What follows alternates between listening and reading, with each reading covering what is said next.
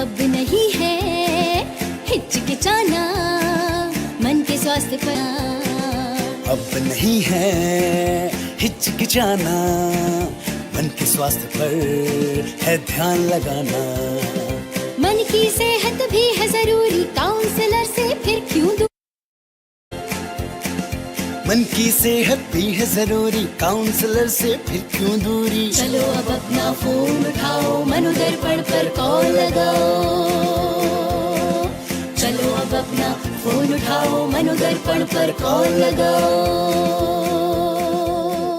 मनोदर्पण के काउंसलर से परामर्श पाने के लिए डायल करें टोल फ्री नंबर 844-844-0632। नंबर एक बार फिर सुने, 844। Connect with us and raise your doubts and queries. The number is 844-844-0632. So this is a very special program, and every Friday, like I said, we come here. And this particular program, Paricharcha, comes under the initiative Manodarpan, which is an initiative by the Ministry of Education, Government of India, to provide psychosocial support to all the children, their parents, as well as teachers. So we are going to have a discussion on this particular topic, and we have panel members with us. And if you want to watch our program live, then there are multiple mediums, like I said. And if you want to know more about this particular initiative, then you can go to the website, that is www.manodarpan.education.gov.in. And all these methods through which you can connect with us is being shown to you in the form of ticker on your screens. So please don't be hesitant and reach out to us. Till 4 o'clock, we are going to have a wonderful discussion by the panel members.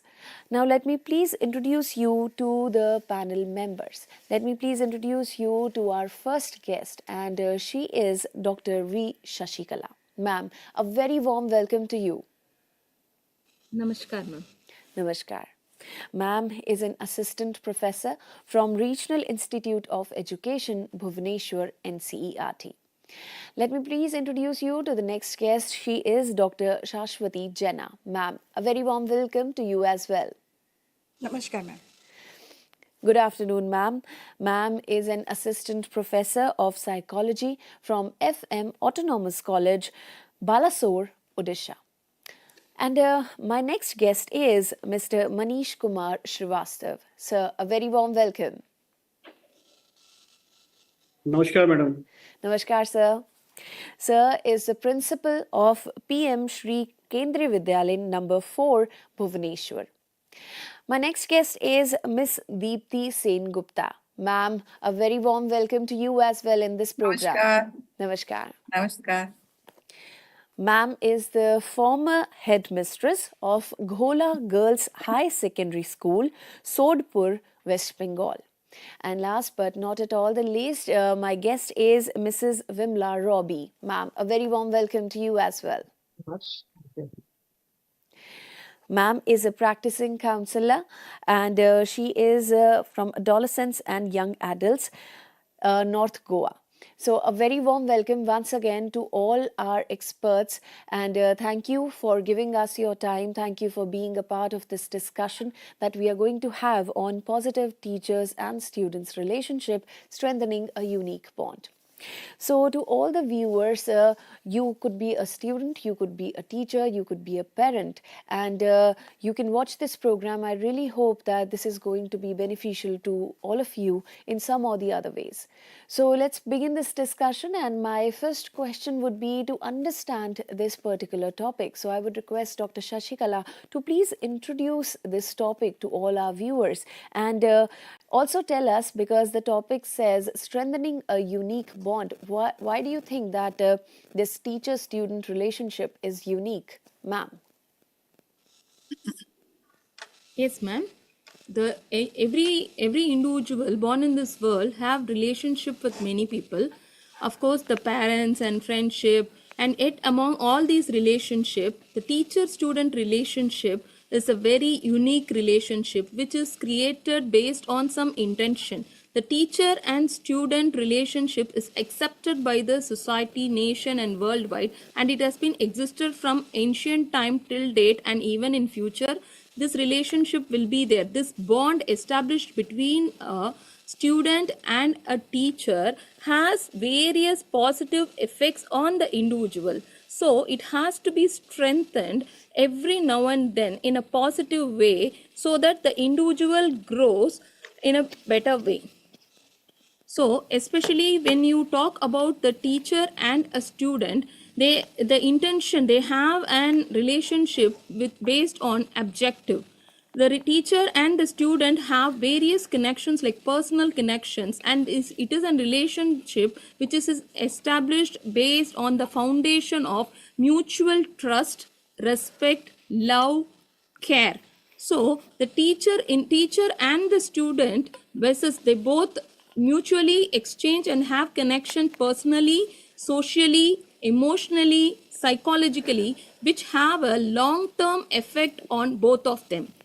Especially when you talk about the teacher's connection with the on personal life of an individual or the student, it is apart from academic connection, the teacher plays a significant role in the student's life beyond just imparting academic knowledge. When the teacher imparts academic knowledge, the student observes the knowledge which has been transacted. Now the teacher's role is also changed to facilitate knowledge, because we are living in a global scenario where knowledge has come in our fingertips. So teacher's role is transmitted, and she is acting as a facilitator for knowledge transmission, so that based upon the need of the student, as per their requirement, their interest, the teacher is able to facilitate the knowledge required by the student.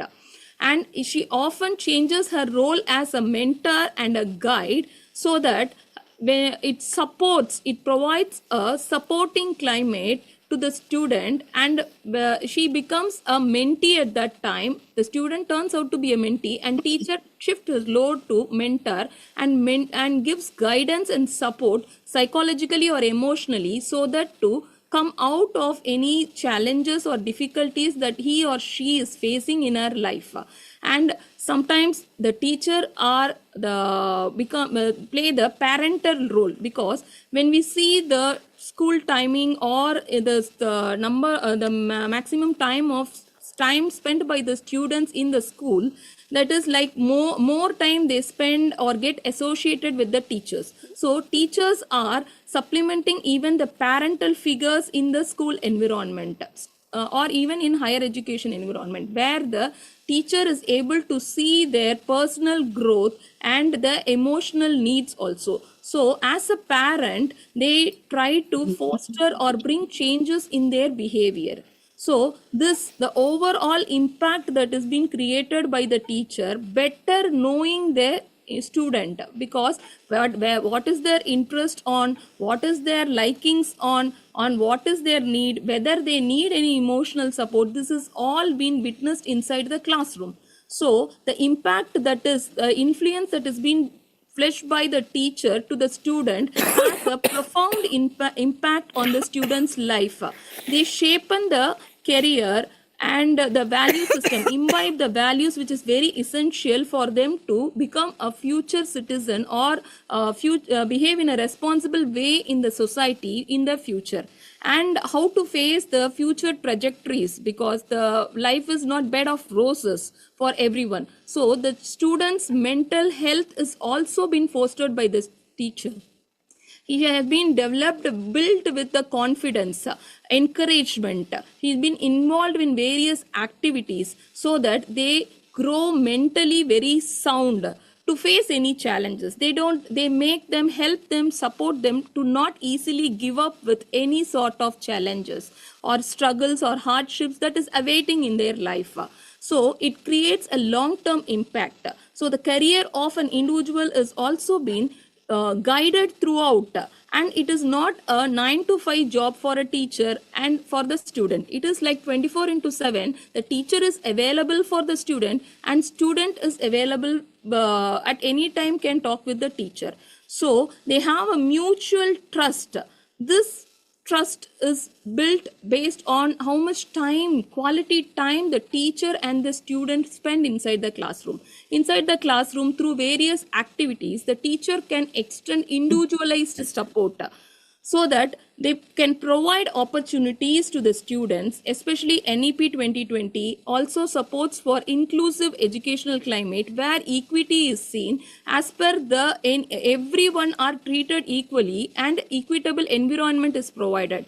And it is also fostering for a joyful, engaging learning climate where the teacher-centric climate is now moved towards learner-centric. So the learner and the teacher, the learners, both are learners. Mutually, they learn together, they share their trust together, and they share their respect also. So it is like mutual climate, and the teacher helps the student to identify their strengths and weaknesses, how to turn out their weaknesses or their challenges and then overcome it. And based upon the learning styles of the students, the teacher modifies her teaching methods or pedagogical approaches, and based upon the individual's learning patterns also, everything is changed. So emotionally, when a child is upset or depressed because of today's technology, the stress levels, especially for the adolescents, is a period of stress and storm. So the teacher can extend her emotional support and make them modify their behavior in a favorable way so that it is accepted in the society. The diversity, India is known for its diversity. The teacher, with her help, can support the diverse students' need and help them to understand and appreciate the other cultural aspects or the religion, and facilitate for a collaborative learning environment. So the teacher-student relationship is very unique because of its essential features, like it is more of flexibility, love, care, the transparency in there is no bias in the aspect of a teacher and a student relationship. There is no profit or loss. The teacher is just acting as a ladder to the student, as well as the student, without any hesitation, comes and says all his problems as like a mother or a father. As a parent, they come and openly share their problems to the teachers, and they take it as a platform where they can post themselves, understand their self-worth, they understand their strengths, they understand and try to become to lead towards self-actualization. And we are seeing about the theories like Pygmalion effect, where the teacher gives have a lot of expectation on the student, that she supports the student about his strengths and encourages him, telling him identify his potential or talent, giving an opportunity or platform. So these expectations also help as a motivation factor for the student to come up and to try and make themselves better. So in that way, overall thing, the teacher and students relationship is everlasting and has a sounding impact on the learning as well as engagement in the life process. Thank you, ma'am. Thank you. Thank you so much, ma'am, for introducing the topic to all our viewers. And like you said that the teacher, he or she is just not a teacher, but he handles a lot more responsibilities. So let me please ask Deepti ma'am here. Ma'am, how do you think that this relationship has changed over the years? Yes, I think I am the senior most panelist in this conversation, and that's why I have seen a lot of changes about the academic assessment, syllabus, etc. First of all, as per Dr. Shashikala, I must agree and support that the role of teacher has been changed. But nowadays, teacher role is quite like counselor. More than teacher, she is a counselor now. But in my days, in my school days, that was not found. They are not so open-minded. They were strict in nature. We are scared to ask any question openly. And the teaching learning props or teaching learning materials are not so used. Very few teachers are used it. I think I could remember that I first saw the glow uh, in class 7. First I saw the globe, but nowadays it is very common even in primary level also. From class 5 it is globe is shown to the students. So even teachers who are elder, they are experienced, they are knowledgeable persons, but they are not so open-minded, and that I can say. And in when we when I select my career as a teacher, I want to go to study. I want to admit in B.Ed course, and we then again started to made teaching learning props, teaching learning models, etc., charts, etc. And our professor asked us to not to open books before the students. Don't wrote to the book. Don't wrote it before the students. They can assess your knowledge, and they can assess your activity. They are the base judge. So when I entered this career, I also faced some old school notion or old school concept. But with the time, and as because I have worked in government school, especially, we have to abide by the rules and regulation of government school department, education department of West Bengal. When in 1995, first we faced the question pattern will be changed from descriptive to multiple choice type of question will be given to the students. So we have some training for multiple choice of question. We went there for training. With decades, multiple choice of question, not only multiple choice of questions, syllabuses, gradation, and everything with the decades changes. Nowadays, but as a teacher, I can say that my role also changed with the time. Not like our teacher. We have to open-minded. We have to discuss. One thing I should share here. In my time period of teaching, when I was employed as a subject teacher, I was my subject was biology, and when that time, AIDS is a very recent, but it was a very problematic issue of that time, and government asked to sensitize the students about it.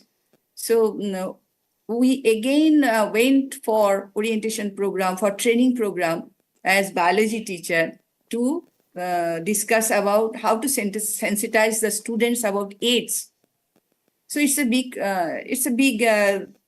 change over in the syllabus, in the concept, in the perception. So everything has been changed with the time, I want to say. And another thing, these are the very common thing.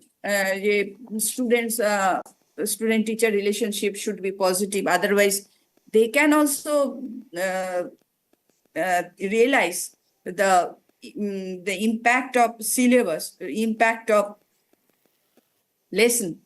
And we as teacher also motivate them. Motivation is a vital thing, which apart from parents, apart from relatives, teachers always motivate the students, and it is a positive feature, obviously, for the students to relate with the teacher.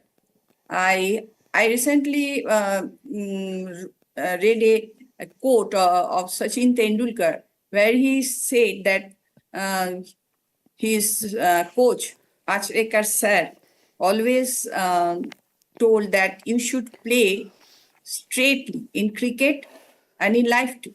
So Sachin is now a legend of our time, of the coming budding cricketer, or for the budding cricketer also.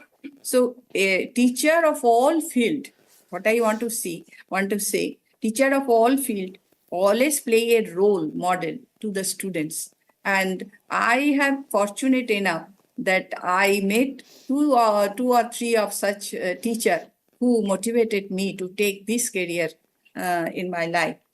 In every decade, as like syllabus, gradation system, and assessment system, evaluation system change, and the teacher student relationship also changed.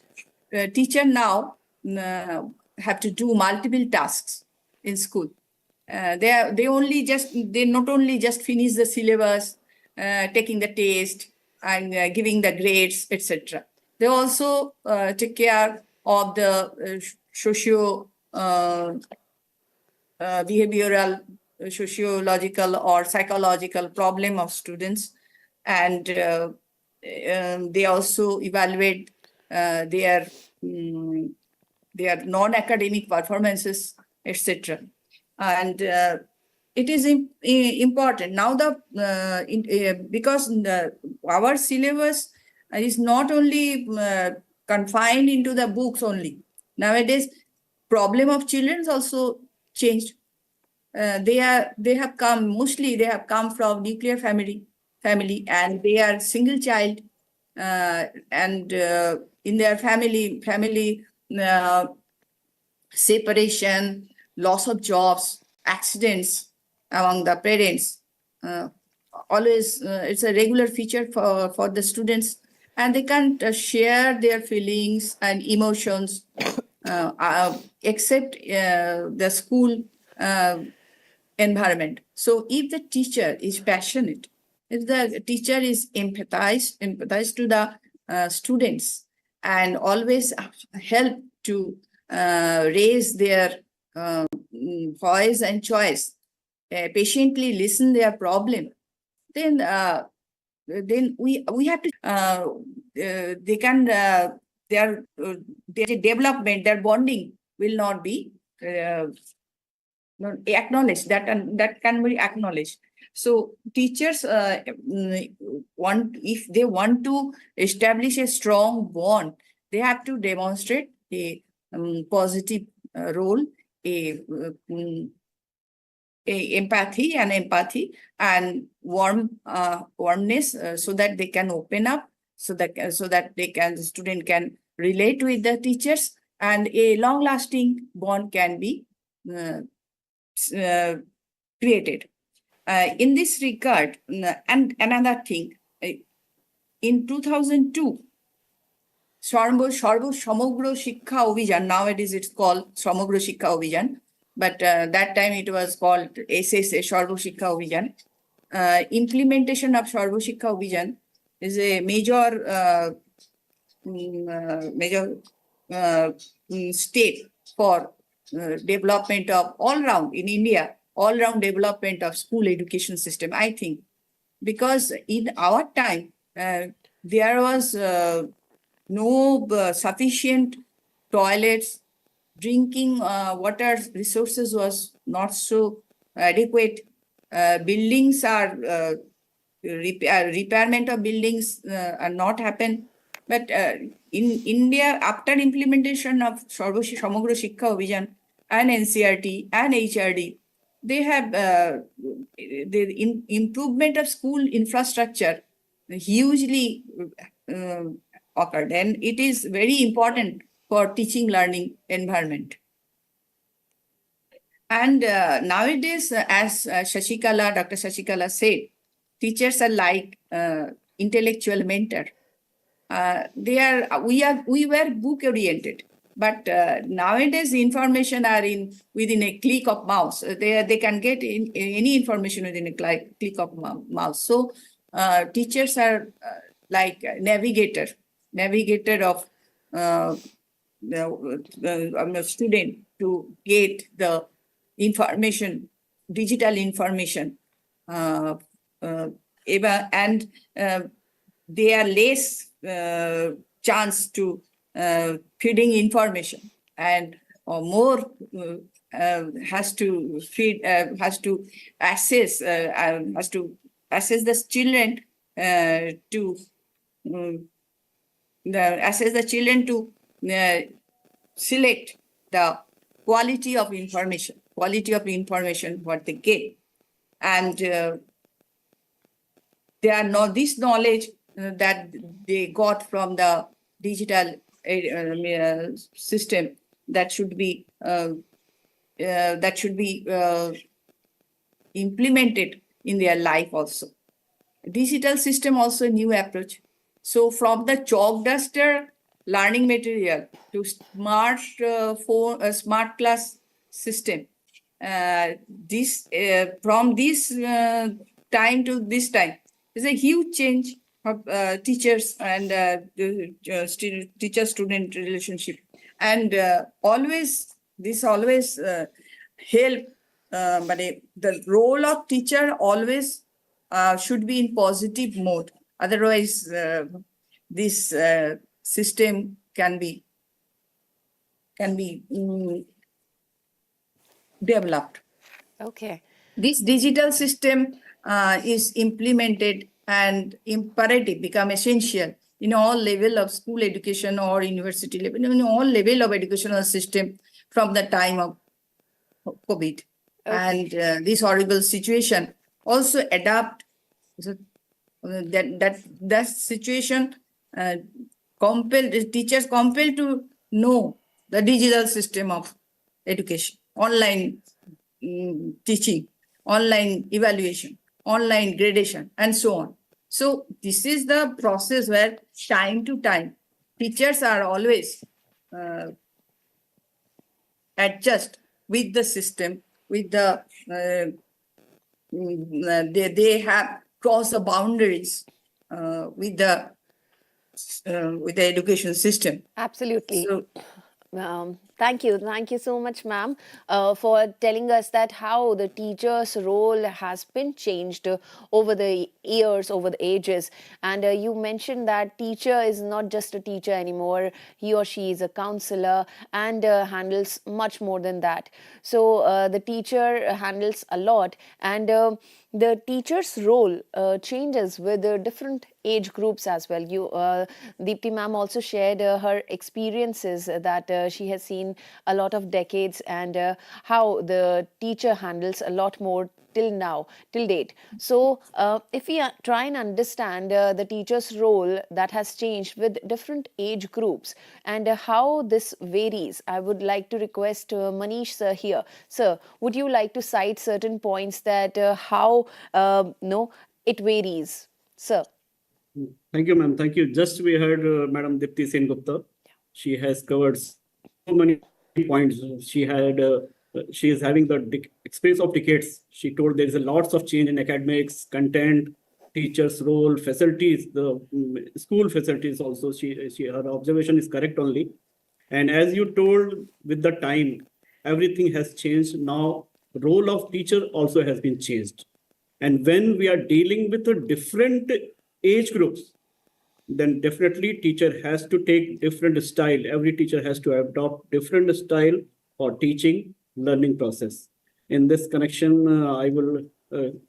we are thankful to our government, Ministry of Education and NCERT.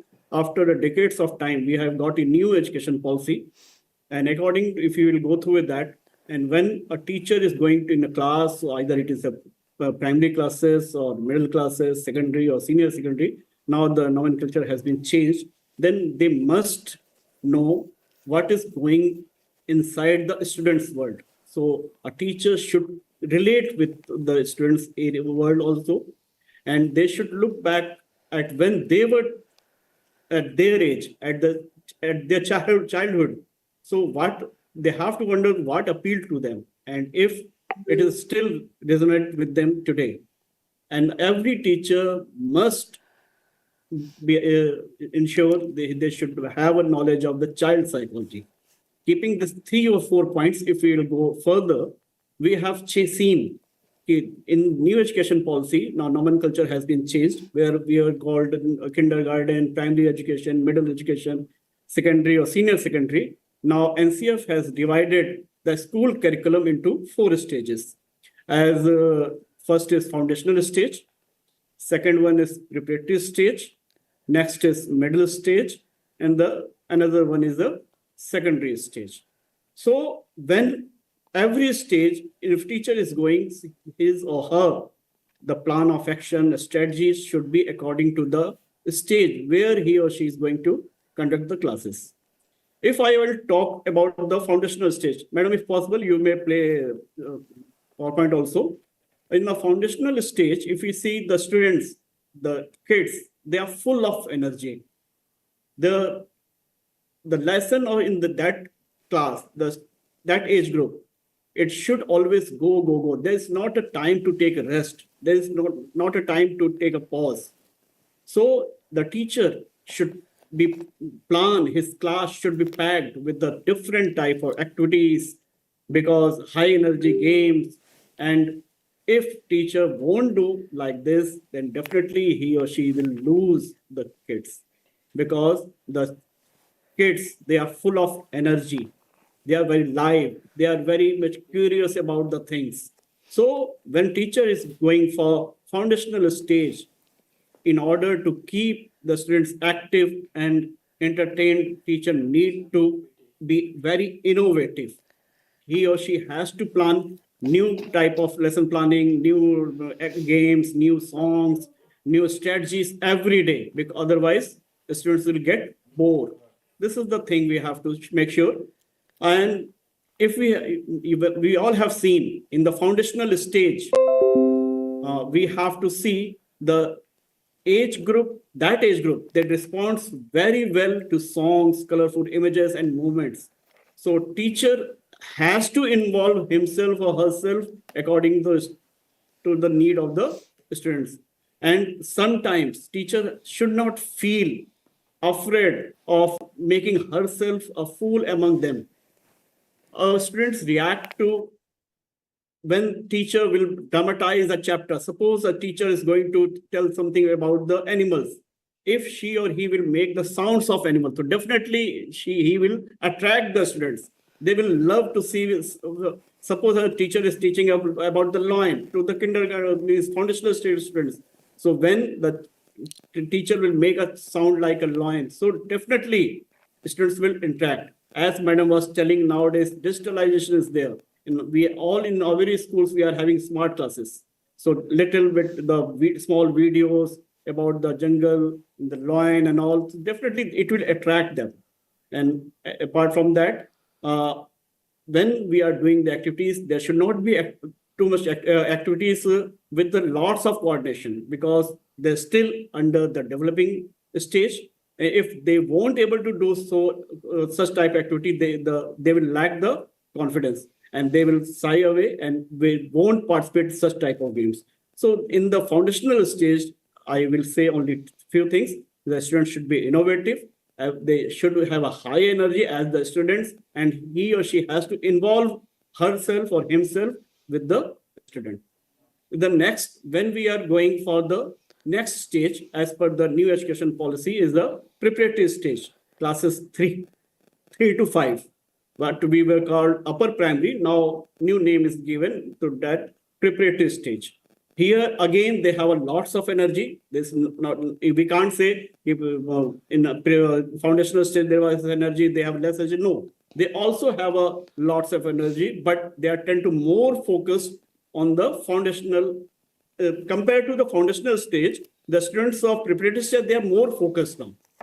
Now, earlier inside the classroom or outside the classroom, we were doing the activities. But in a preparatory stage, all activities they have to be in a structured classroom.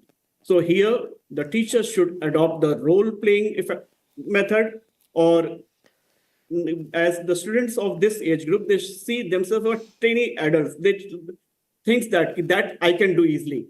Although they are kids, they can't do, but they think now I can do my own work. my own. I can wear my pant, I can keep my bags, I can put my tiffin, I can fill my water bottle. So they are not, they are trying to do with themselves only. So we have to see that, and they are very much curious. So we have to use the blended method of teaching. Here, interactive group discussion, we can ask them.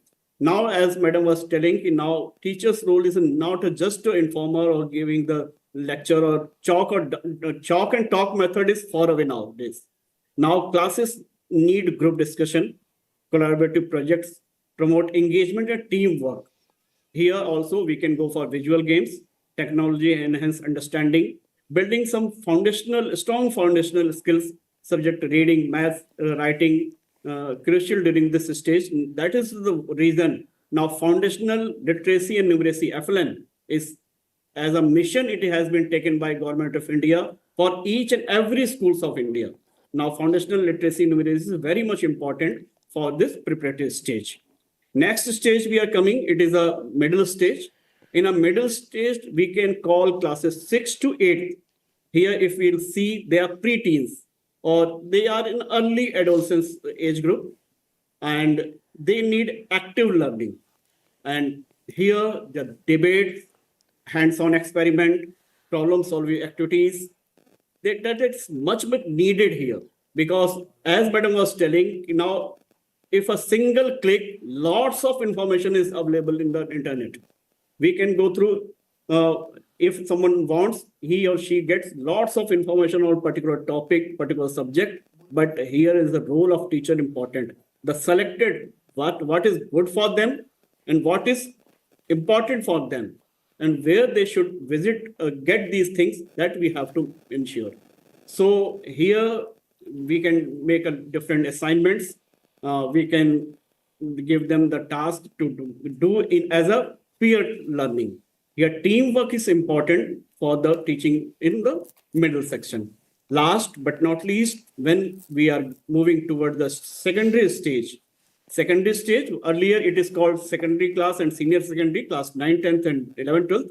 Now, as per the new education policy, the government has clubbed, as per the new education policy, they all are coming in the secondary stage. Secondary stage students are capable of more independent learning and benefit from method that challenge them intellectually. This is a fact. If we will start just lecture method or chalk or talk method, they won't pay attention. But if we will give some assignments, some good questions, higher order thinking questions, so definitely they will try to find out the answer. Although most of the cases they try to get it from the Google, but then also there are good number of students are there. They want to do some inquiry-based learning. They want to do project-based assessment, and always whatever we are teaching, either it is a science subjects or humanities or commerce, we have to connect the real world applications. Then only they will be a good citizen in the future. And as per the new education policy, as per the new teaching strategies, the Socratic discussions and flipped classrooms, there are both the new terms are there, they are widely has been used. So we have to see if we can incorporate these strategies while dealing with different age group of the students. Thank you, ma'am. Thank you. Thank you so much, sir, for telling us about these different stages, be it foundational stage, be it the preparatory, middle or secondary stage, all have different challenges for students as well as teachers. So, sir, you have clearly defined us that how these stages, these age groups are different and how the teacher's role varies in these different categories. So now moving further in this same discussion, I would like to request Shashwati ma'am here, Dr. Jaina, could you please elaborate upon the factors that contribute to a positive teacher-student relationship? Ma'am, would you please like to cite a few examples as well? Ma'am. Good afternoon, ma'am, and thank you so much. I am really thankful to Ms. Tanvi and team Manodarpan, NCRT New Delhi and RI Bhubaneswar for providing us the platform to discuss about such sensible and very pertinent issues in our today's life. So what is actually, when we are talking about this today's discussion, the positive teacher-students relationship and strengthening the unique bond, here the emphasis is on strengthening. Once we are trying to strengthen, that means there is a possibility that the bond may weak. And once the weakening of the bond, we know the relationship and the negative impact of those bond is very deteriorating, and it has a very disadvantaged impact on everyone. So here we know, and it is a very well-known fact, that to make any relationship flourish, meaningful, we have to put constant and continuous effort to make it very useful for the society. So this teacher and students relationship is not far ahead of this. We have to put lots of effort. So here, to make it impactful, first thing is that we have to, as teachers, as elders, the responsibility is on us, and we have to make it a point where we have to take a new positive perspective or new perception towards our students. Because sometimes we have a very strong notion that teachers should behave like this and students should behave like this. And this should and would is not going to work, as we all know that we are in a changing perspective, in a changing situation where students are actually bombarded with so many pressure. So at this point of time, the relationship should be flourished, and it has to be done by us as teachers. So we all know that the foundation has to be strong to make any relationship effectful. So the foundation, how we can go for this? First thing is that we must, because we have the idea that how long-lasting impact a teacher can have on a student's life. Because later life, the student is going to behave in that way as they were being treated. So at this point of time, the teacher and as adults, we must be very serious and careful while dealing with the living beings, the students, those who are going for future. And we have to be very careful, because they are following us and they are getting many ideas and many influences from our behavior, from our perspective, and from our perception towards life. So at this point of time, we have to make the foundation strong with a mutual respect to the individual dignity of each student. Because individual differences has to be respected, individual identity and individual uniqueness has to be celebrated. Here as teachers, we have to understand that each child is unique and they are going to behave in a different way. So with the note, once the foundation is done and we are giving the all sorts of respect, mutual respect is there, with a set of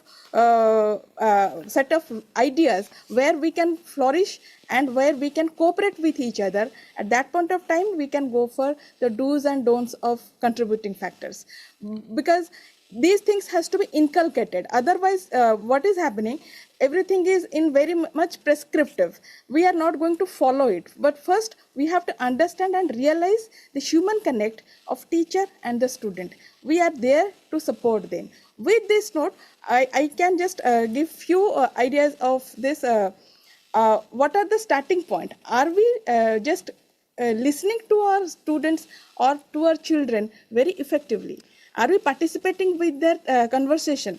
If the answer is no, then there comes a point that we have to take a pause and listen to them. Because many a times they have many things to express, they have many things to explore. And as we know, they may be smaller in size and lesser in age, but they have a very developed mind and brain to function. They're thinking a lot. So we have to be sensible while dealing and while interacting with them. So that communication has to be very much strong and direct without ambiguity. Many a times, teacher-student communication is following an ambiguous way, and as a result of which we do not have the clarity what the teacher is expecting from the student and what the student should behave and in which manner they should present themselves in the classroom. So the clarity and the structure of the communication should be very much intact over there. And as teachers, we must giving them the idea, the sense that we are there to support, we are there to help. The students have the as much as capacity that they can flourish and improve and progress. with the idea of understanding the whole aspect, students must be given the formal way of questioning and thinking. That promotion should be from the teacher's end, so that the teacher-student relationship is going to going to take it in a different level, because the student has the freedom to question, because we need to make the students independent. They are no more dependent on us. Though it is a formative stage, we are there to guide them, but they are very free to explore many aspects of their life. And with that communication, I always prefer that there should be one open forum discussion. The topic of the discussion shouldn't be from the syllabus. It should be from any topic of the society, what is going around them, and what can be done, and what is their opinion as a new brain, as a new mind, so that they can understand that yes, I am not staying alone, I am living in a society, and society is moving in this way. Along with all the concepts are clear, once teachers are understanding that yes, students are doing great, at this point of time, academic and the curricular aspect is entering. Because many times we are giving maximum importance on the academic domain, and we are neglecting the personal or the wholesome growth and development of the student. But the personal life and the educational life and the career path, they all are building up the whole of a student. So at this point of time, the passion and to explore the subject matter should be given by the teacher, because the learning should be fun based. Learning shouldn't be compulsive, it shouldn't be pressurized where the child or the student is not feeling good. They must be happy, and they must share their queries, they must share their experiences, express their feelings in front of the class, in front of the teacher, without any inhibition, because they are being accepted as a group. It is a very inclusive one in the classroom. And inside all these things, there is one point that is coming into your mind, that how this sensitive, because we have to be very sensitive to the cultural differences and the individual differences, and especially to the special group of children, because they are not, many times we do not include them, but they are in our academic curriculum, they are in our in-group forum. So we have to think about them also. So some of the positive points, as we are thinking, yes, they are helping in a teacher-student relationship, making the bond stronger. But another thing that we must neglect, or we must reject in our idea, that there shouldn't be any kind of intrusion or lack of privacy. Many times we think they are students, what should be the importance of privacy? But as I am saying, they are very sensible towards everything. So we have to be very clear in our idea that whenever we are intruding somewhere, we have to be very careful and cautious. Is it really permissible? Because as teachers, we cannot do everything and anything to the child, because they are also having their own rights, and their rights shouldn't be violated. And as teachers, we should safeguard and promote their right and the respectful as a child or as a student. So that intrusion part and sarcastic comments, we should get rid of those things, because sometimes I face that. Sometimes the students are having a scar because of some ambiguous statement, or some sarcastic comments by teachers. So it shouldn't be like this, because there is a ample amount of possibility that one student can improve. We must be we can say have patience. Along with that, we must be very much looking forward something that where the student can do their work effectively without having any difficulty in their life. So there are some do's and don'ts, but it shouldn't be prescriptive.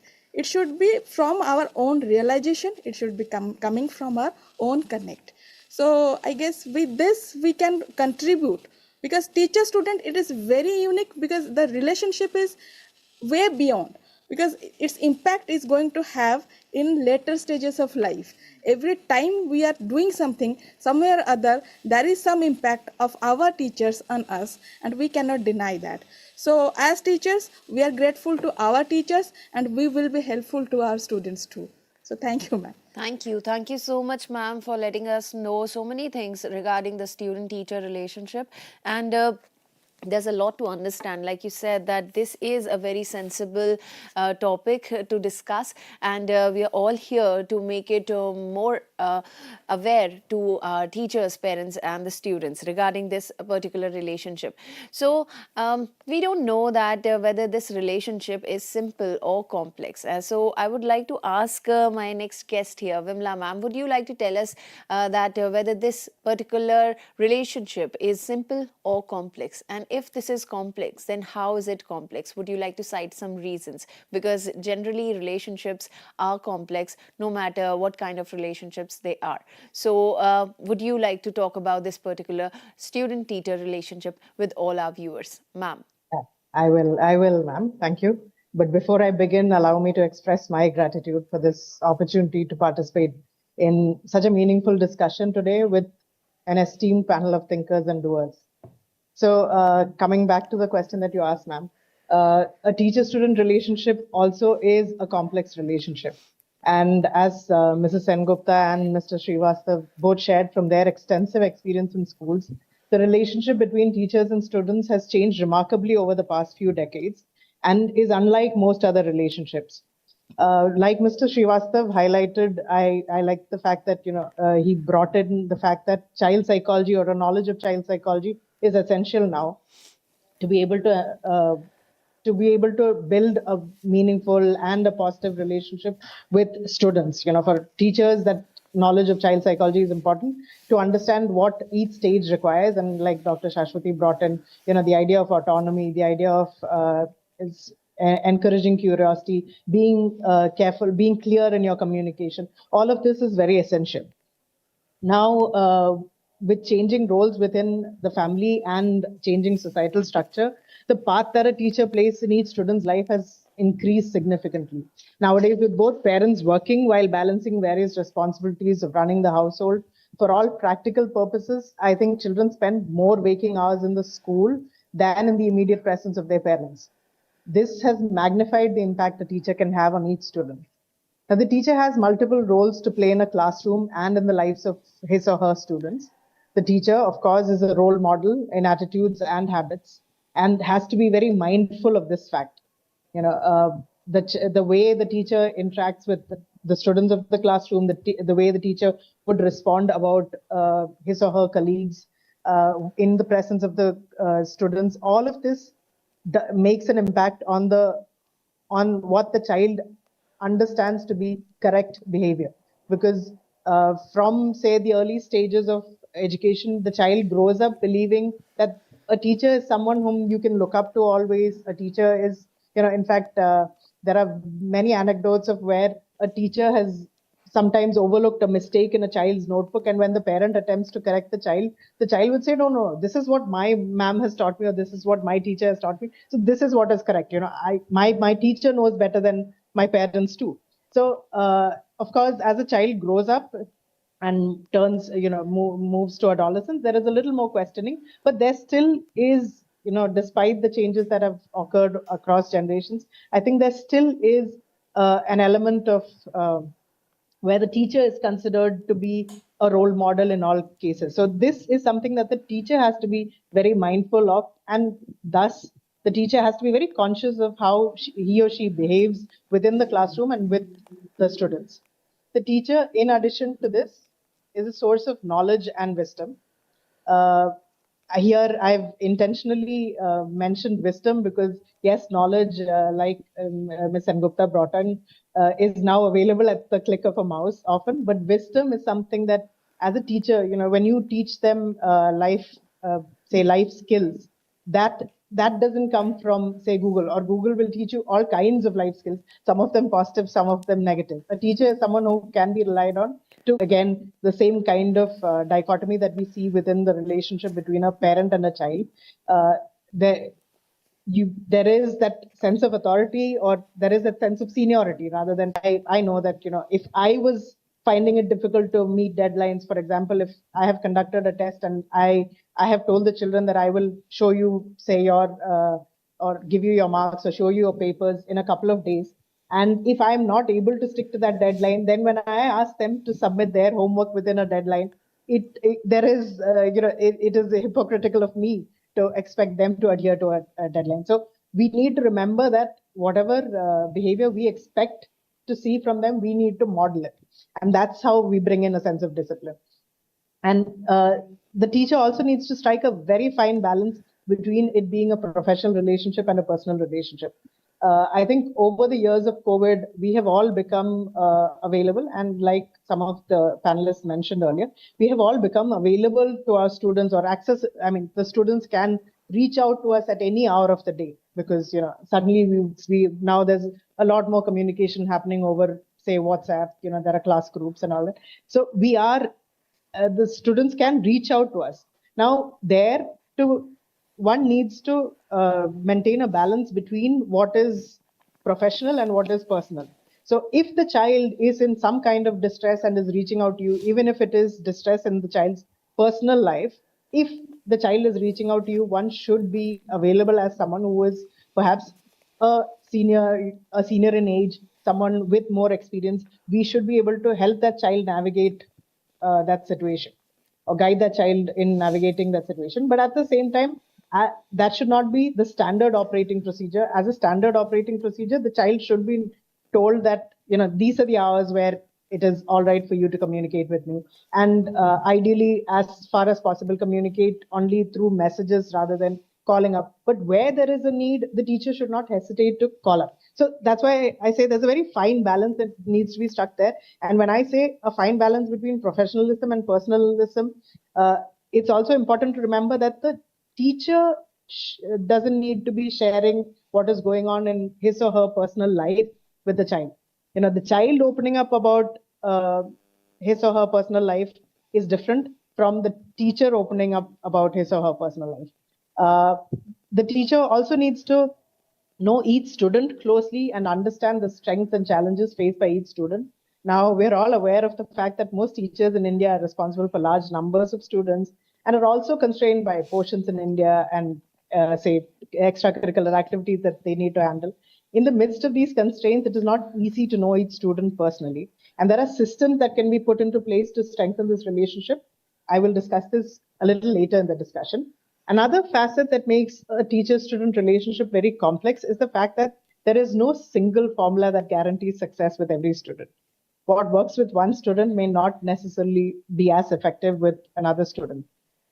Most parents will also be able to vouch for the fact that the parenting technique that worked with one child may not bring about the same results with their child's sibling.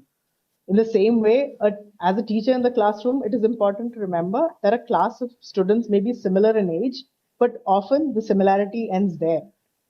They are a class of 50 or so individuals, and what works for one child may not work for the others.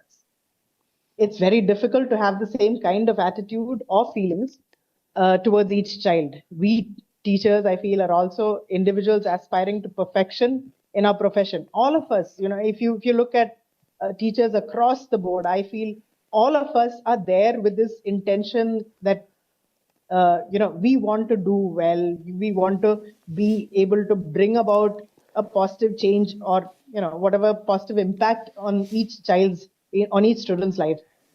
But at the same time, am I still audible? Sorry, Yeah. I've lost. Okay, sorry. Very much audible. Okay, sorry. I just lost my answer. So it's at this point, yeah. So, but despite this, for some of us, it's very difficult to get over the personal biases that we have or the personal beliefs that we have that guide us in some way or the other. Sometimes that becomes a hindrance to the way we would deal with children. And so as teachers, so this sometimes adds another shade of complexity to it. One teacher may enjoy having a curious student with an inquisitive attitude, while another teacher may not appreciate disruptions during the teaching period. They would prefer it to be left for the end. So it is important, therefore, for us as teachers to be aware of our personal beliefs and biases and to consciously evaluate our classroom interactions with students and correct our course if we see a negative impact of our behavior. So that constant introspection, how is it that I'm behaving with the children in the class? Or do I see, and we're all very intuitive that way. What we choose to do about what we sense with our intuition is where we vary. I think most of us as individuals. Thank you so much, ma'am. And so far, whatever we have heard from our experts, be it Manish sir or Dr. Shashikala or Dr. Shashwati Jaina or the Deepti ma'am.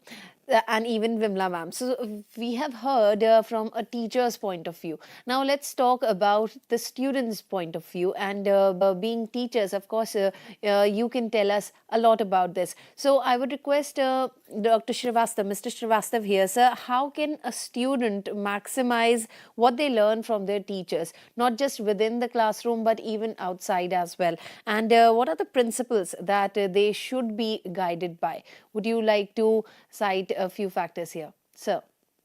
Sure, ma'am. Again, I will start from where Madam Vimla has covered so many points. Yeah. But you must have heard, she told that there is not a single formula.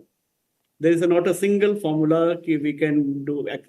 By that formula, everyone can do excel in his or her life. But again, I will repeat in different words. You may say, every child is a unique. Every child sitting inside a classroom has a unique talent. Maybe he or she is not good in mathematics. Maybe someone is not good in handwriting. Maybe some has not a very sharp memory. But every child is having very unique qualities.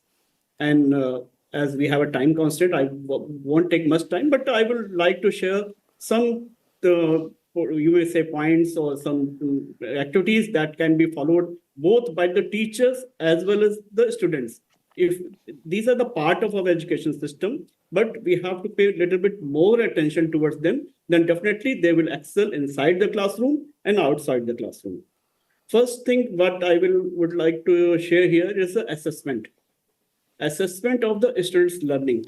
See, assessment are one of the great ways to improve the learning outcomes. We should not create an examination fear or assessment fear, but assessment not only make students more disciplined, but also help them to be more focused on the particular skill, topic, or whatever you may from assessment. Nowadays, we are the flipped learning. Again, earlier also I have used this in a new approach that might help improve students' learning outcome. Because maximum time, the students, they used to hear, you used to get it points on a particular subject. Then we can see his or her perspective on the particular topic. The student becomes the teacher and vice versa. It might be good idea to introduce students to the idea of seeing others from a different perspective. So nowadays, we are using inside our classrooms, each and every teacher in the week time, at least they give chance to students. So they come forward, they prepare a chapter. Definitely when response likely not to understand the concept in totally. This makes activity-based learning integral part of concept grasping. So nowadays, each chapter from the beginning, not as I was telling earlier, from the foundational stage, the classrooms are activity-based, and we can't say about the force, but also we like from our students, they should try at home, they should try activities, and they should discuss the results. Just a germination topic is some science teachers teaching in class 6 or 7. Teacher used to say, tell them the process, how they have to take a soil in a small pot, they have to keep a seed, and they have to observe how much water they have poured it to where they have kept in sunlight. When a little plant grows, the excitement, the hands-on skills, what they have learned, that makes more confident in the particular area. So that can be done there. And next, collaborative learning. It's a tool for improving learning outcomes. When students work together, their exchange ideas, perspective, and the knowledge, fostering a deeper understanding of the subject matter. So definitely it helps them a lot. Collaborative learning activities and critical thinking, problem solving, and effective communication skill. I have taken 2 or 3 more. That is also very useful. Interaction with the role models. Definitely when I like someone in either field of sports or science or music, dance, drama, and when I meet a person, when I see them, when I read about them, so definitely it encourages, it inspires a person a lot. So role models directly or indirectly shape the personality of the students. They act as an inspiration to the students and encourage them to meet their potential. So this can also be a method, or they can read, because nowadays if you see, reading books are getting less day by day. So here we can provide students a chance to interact with their role model if possible. Otherwise, nowadays very easily YouTube videos are there, live and text, so they can meet and they can interact. So they can be more motivated, more inspired. Could be a goals. The school in a class, I used to say my teachers, first ask them what is their goal in particular class, in particular subject, what they want to achieve. And that should be written on the top of their notebook. So always the goal inspires, the goal encourages. They move towards, every day they think they are moving towards their goal. So encouraging students to set their learning goals for themselves is an important way to help them take ownership of their education and stay motivated. So by setting goals, the students can identify a specific area where they want to improve and focus their efforts on achieving those goals. As I started with the first point, then they can assess what was my goal, whether I am able to do it now, whether I can solve that problem related to that particular topic in a mathematics, or I have learned that experiment or not. So if we will set the goals in a language, suppose he wants to do some unseen passages, he has to solve, he has to go through with the new words and all. So if they will fix some goals, then definitely they will achieve more. Last but not least, this is the important topic I want to share with the students, is the spirituality and the meditation. We feel proud our India, we have introduced International Yoga Day every 21st June. Not only India, the whole world is doing yoga, and we are in all schools. Yoga is now as a part of curriculum. So it's a need of the time, because concentration, we have seen after COVID, that this is a general observation in the school psychologists we have seen. Now students have less patience. They are very much anxiety they are having. So when we will teach them spirituality and meditation, that definitely help to enhance their concentration. And it is always told, mindfulness is an important aspect of today's life. It is well accepted that spiritual activities and meditation can greatly help one to achieve mindfulness. So a study shows that students who practice yoga for 6 weeks have less stress and anxiety as compared to others. So I will request all the students, at least they should start with 5 minutes or 10 minutes meditation. They should try to sit at a quiet or calm place. They start meditation. So their concentration power will be enhanced. They will do well in their life. Thank you, ma'am. Thank you. Thank you so much, sir. And for yoga and meditation, like you said, that we are very grateful that we are living in India, and we have the method of yoga and meditation, and I'm sure this will be very helpful to all the students. So with these tips, let's move forward in our discussion, and I would like to ask Deepti ma'am here. Ma'am, would you like to tell us that what steps should the school administration take to foster a positive student-teacher relationship? Ma'am. Welcome. In this topic, I must, nowadays it is called as School Management Committee after RT, what they can do. As because these are the government schools, so all schools have to obey the circular of government schools, government circular from education department. From circle to district, it was transferred like this. The circular comes from the SI office, then from the DI office, and the school authority has to obey that. So there is very little scope for innovation or experiment regarding the development all around or holistic development like private schools. In this respect, I would say that after RT 2015, from 2015, a school management committee are formed in each secondary school. And the school management committee always act as liaison between the guardian community and the school. HM, headmaster or headmistress, or the school principal, what you have said, they have the key role to keep the rapport between the school, teacher, students, government, and the guardian community. And the SMC or School Management Committee, along with HM, planned a budget, financial budget for the school development beginning from the academic year. And beside this, because if the school want to set up a laboratory, they need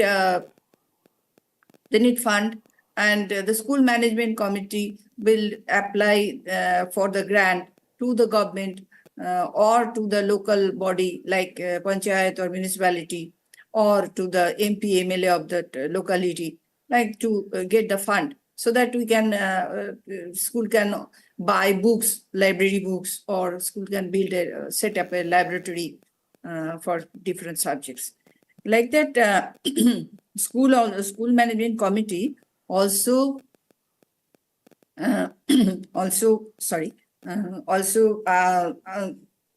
keep in touch with the guardian committee if there is low attendance or in tendency of dropout students. They convince the teacher, convince the guardian to come to convince them their word to come into the school. And in circle office or in different government office, there is a special educator for specially able child. So SMC also requests the guardian to take them there for the improvement of their child, and also build the infrastructure for the specially able child, like ramp in the classroom, ramp for the toilet.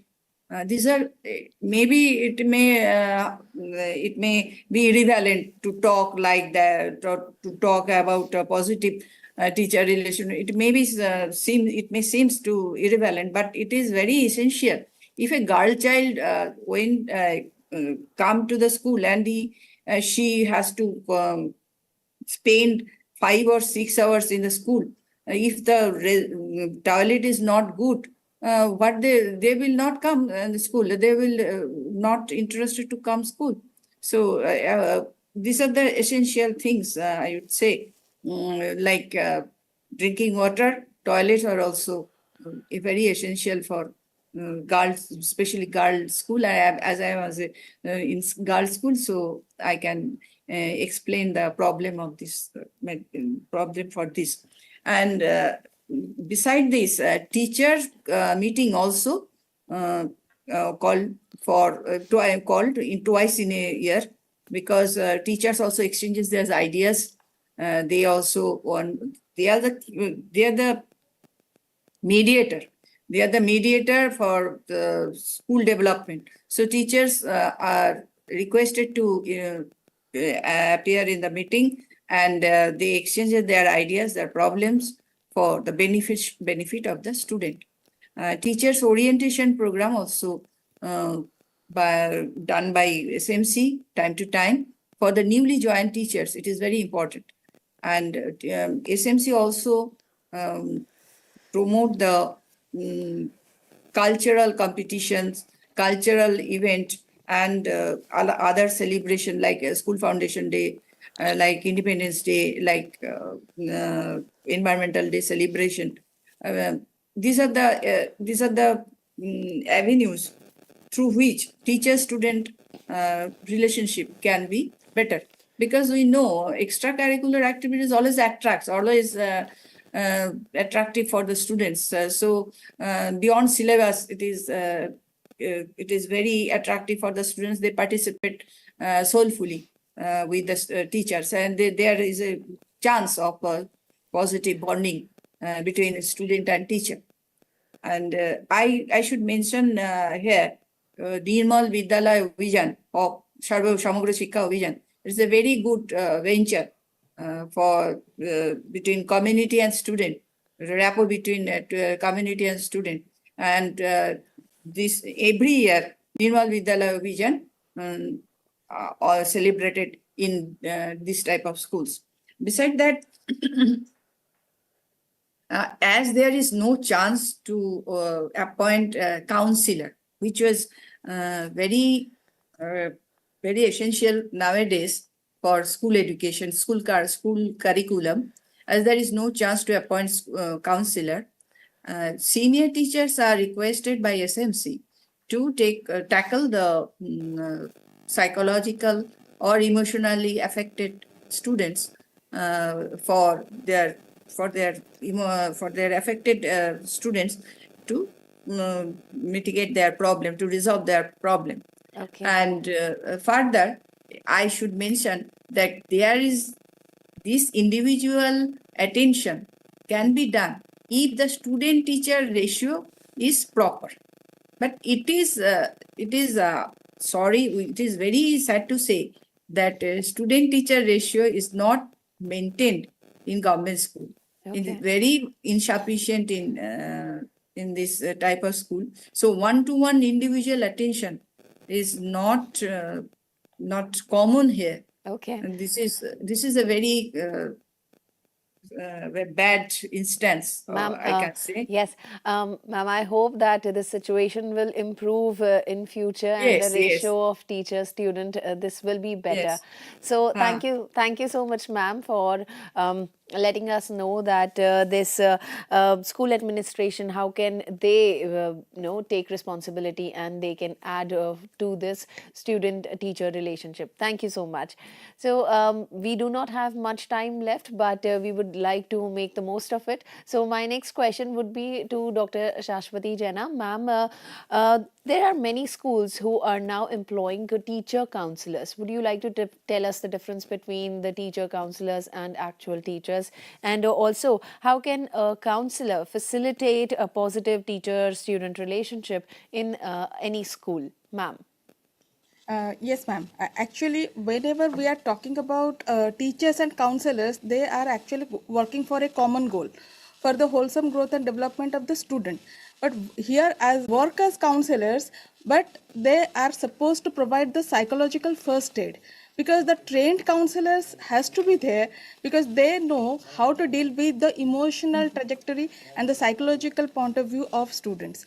So whenever we are talking about the difference, teachers are there to take care of the students and to provide immediate support to the student, but psychological counselor will be there to give the mirror to the student, because they are not supposed to just help, but to take the in and out in a very clarity, because the child will know the strengths as well as the weaknesses, and they must understand how I should flourish and where should I do my activities in the maximum potentialities. So at that point of time, the wholesome growth and development is based on the teaching as well as the counselor, because they both have to work in a hand-holding way and in a collaborative way. And counselors has to take the child as the unconditionally accepting the child, and they must protect and they must facilitate that those who are acting as a providing psychological first aid, so that the immediate gratification or the immediate help of the student can be done. Otherwise, things are not going to improve all of a sudden. We all have to work in a non-cooperative way, so that the teachers are supposed to help the counselor and counselor is supposed to help the teachers to make the maximum benefit and bring out the maximum potentiality from the student by providing confidentiality, genuineness and privacy, with unconditionally accepting the child as the child he is, or and we must understand that everyone and every child is unique, and we must celebrate that uniqueness in their own ways. Thank you. Thank you. Thank you so much, ma'am. Like you said that we all should enjoy the uniqueness of this relationship. This is a student-teacher relationship. It has always been unique and powerful, and it will always be the same in future as well. So we are going to strengthen it. The teacher and student, they both will collaborate. It's a teamwork, and this is going to strengthen for sure in future. Thank you so much to all the experts for being with us today. It was a wonderful discussion, undoubtedly. And like I said, ma'am said, Shashwati ma'am only said that this is a very sensible and pertinent issue. Indeed, it is. And we have discussed into the details of it. So thank you so much once again for being with us today and giving us your time. Thank you.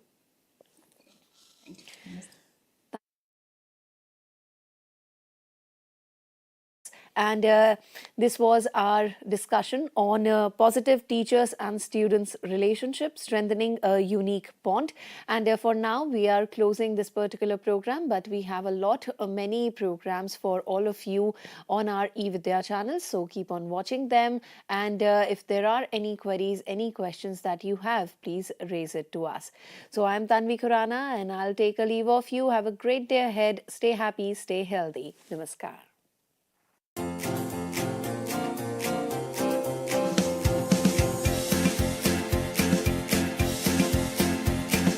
अब नहीं है हिचकिचाना, मन के स्वास्थ्य पर है ध्यान लगाना।